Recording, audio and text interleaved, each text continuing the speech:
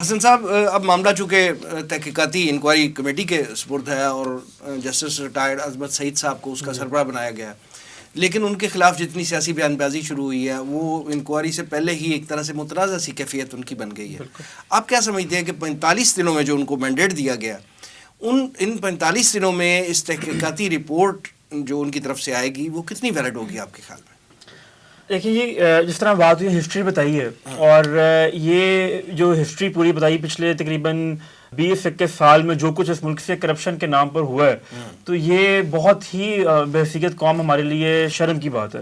اور یہ اس میں ایسے ایسے فیکٹس ہمیں نظر آئے ہیں ہمیں ہمارے اداروں کے اور ٹاپ پوزیشن پہ بیٹھنے والے لوگوں کے، کہ یہ ایک کیس ہی ایک بہت بڑا پڈورا باکس الگ ہے. جو باقی معاملات میں بات کرتے ہیں، یہ ایک اٹ سیلف ایک اتنی ہمارے وزیر داخلہ صاحب یہ بھی کہہ رہے ہیں نا کہ یہ پیناما 2 ہے. بالکل.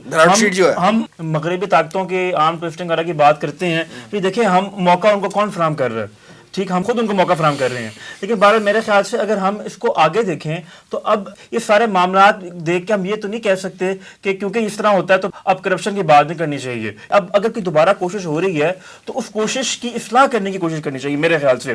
اب فار ایگزامپل یہ جو جسٹس عظمت سعید کے رول پہ بیان بازی ہو رہی ہے، یہ بھی بہت مجھے عجیب اس لیے لگ رہی ہے کہ یہ وہی جج ہیں کہ جنہوں نے جب نواز شریف صاحب کا فیصلہ دیا تو انہی کے فیصلے پر مٹھائیاں بانٹی کی، کیونکہ یہ ان 3 ججز میں شامل تھے جنہوں نے کہا تھا جے آئی ٹی بنائی جائے. اور حکمران جماعت کے بہت سے لوگ ہیں، انکلوڈنگ مریم نواز نے 8-10 ٹویٹس کی اس فیصلے کے حق میں، مٹھائیاں بانٹی گئی. لیکن اب وہی جج کنٹروورشل ہو رہے ہیں. سر وہ جو کنٹروورشل ہو رہے ہیں اس کی بھی وجہ ہے نا. جی ان کے وجہ یہ ہے، ان کے بیانات بھی ہیں. اس کے ساتھ ساتھ یہ بھی دیکھیں کہ جب یہ معاہدہ چل رہا تھا تو اس وقت یہ نیب کے ڈپٹی پروسیکیوٹر جنرل تھے.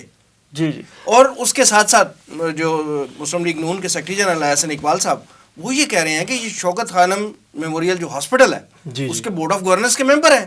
تو کنٹروورشل تو بن گئے نا. ایگزیکٹلی. اس میں ظاہر ہے بہتر یہی ہوتا کہ کوئی نان کنٹروورشل بندہ ہی گورنمنٹ لے کے آتی. لیکن ایک اور بات جو ہے جس پہ اپوزیشن شور مچا رہی ہے، میں ٹی او آرز دیکھ رہا تھا. اچھا، وہ جو ٹی او آرز ہے اس میں ایسی کوئی بات نہیں ہے کہ آپ نے اپوزیشن کی کرپشن ڈھونڈنی ہے، آپ نے یہ کرنا ہے. اس میں ٹی او آرز میں فار ایگزامپل یہ چیز ہے کہ 2003 میں Broadsheet I A R سے معاہدوں کی منصوبوں کی چھانبین ہوگی.